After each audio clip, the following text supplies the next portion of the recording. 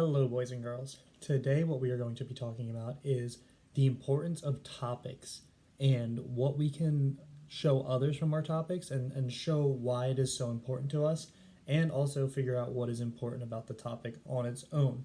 So, what I'm going to do is something a little bit different. Because we are talking about importance in topics, I'm going to be reading a small piece, an excerpt from two giant books that mean a lot to me. So one of them is about music, specifically Bruce Springsteen, one of my favorite artists, and the other one is about sports, specifically football, specifically the Eagles. So here's an excerpt from the first one. This is a book all about Bruce Springsteen. And you're going to learn something cool about him, too, that he has in common with you. The Road from Freehold. Born in 1949, Bruce Springsteen grew up in Freehold, New Jersey. So he's from New Jersey, just like us. Asbury Park was a nearby seaside town, 53 miles from New York. Elvis, on the Ed Sullivan Show in 1958, inspired him to ask for a guitar when he was 9, which he got.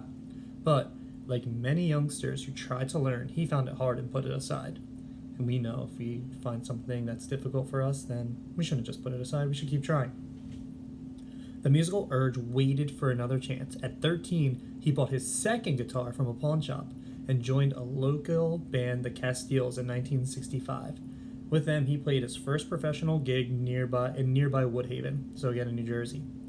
They made a demo in 1966 with 2 songs co-written by Springsteen. Springsteen absorbed the British invasion bands, the Stones, the Animals, the Who, and then Motown and Atlantic Soul. So that is an excerpt from a book about Bruce Springsteen. What I saw and what was important to me, I think it's awesome that Bruce Springsteen is from New Jersey. He grew up about an hour and a half to 2 hours away from where we live. I think it's interesting that he had a musical urge and he gave up on it and decided it wasn't for him. But then he got another musical urge and decided, you know what, this is something I love, this is something I need to do, and I'm going to do it. So I'm going to read a little tiny bit more. This variety of influence had stood him in good stead. He had never forgotten the magical immediacy of mid-1960s pop and rock. Chris Humphries describes him in concert as a one-man history of rock and roll, a human jukebox. Jukebox plays a ton of different songs. Dave Marsh called Springsteen the living culmination of 20 years of rock and roll tradition. In 1980, Springsteen commented, "I've been influenced by a lot of people. Elvis was one of the first. Otis Redding, Sam Cooke, Wilson Pickett, the Beatles, Fats Domino, Benny Goodman, a lot of jazz guys. You can hear them all in there if you want to." So the second thing I got, what was important about this topic, is that he took from a bunch of different styles of music. And then he made it his own, and it was something that he was really passionate about. And it shows us, as the readers, that we should find things that we're very passionate about and put them out there and show people what our talents are, show people what we like to do, and just do the best with what we have. So that was book number 1 that we took from. And that's important to me because I love music. I love to play music. I love Bruce Springsteen's music, so that's something that's always been important to me. Next thing that is important to me is the Philadelphia Eagles, and this is an Eagles encyclopedia. And the person that we're going to be talking about from the Eagles, his name is Brian Dawkins. He wore number 20, and he played for the Eagles when I was a kid. So, Brian Dawkins, safety, height 6 foot, weight 210 pounds, college Clemson, years with the Eagles 1996 to 2008. He was born in Jacksonville, Florida on October 13th, 1973. To watch Brian Dawkins on the field, flying around, delivering giant hits, all fire and rage, you would never imagine he prepared for the game by listening to gospel music. "It relaxes me. It gets me ready," Dawkins said. "I'm laid back. I'm praying. When I put my uniform on, every distraction, every burden is cleared from me so I can concentrate fully and totally on the game and the game plan." Once Dawkins pulled on his helmet with the black visor, he became a different person. On the days when the Eagles introduced the defense, Dawkins came on the field bursting with emotion. Sometimes he did a somersault, other times he flexed his muscles, threw back his head, and let out a primal scream. There was no doubt that the man came to play. So this part's important to me because he was my first favorite player. He was on the Eagles when I first started watching football, when I was growing up watching football with my dad, my uncle, my friends. And I remember Brian Dawkins coming out of the tunnel, like they were saying, doing somersaults, doing things like that. I remember one time he came out running like a wolf, like he was just on all fours, just running and running and running. And it was just crazy. It was something that always stuck out to me.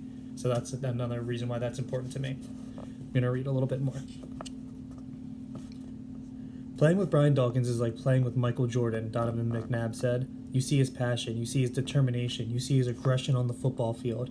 I was just so happy I was on his side.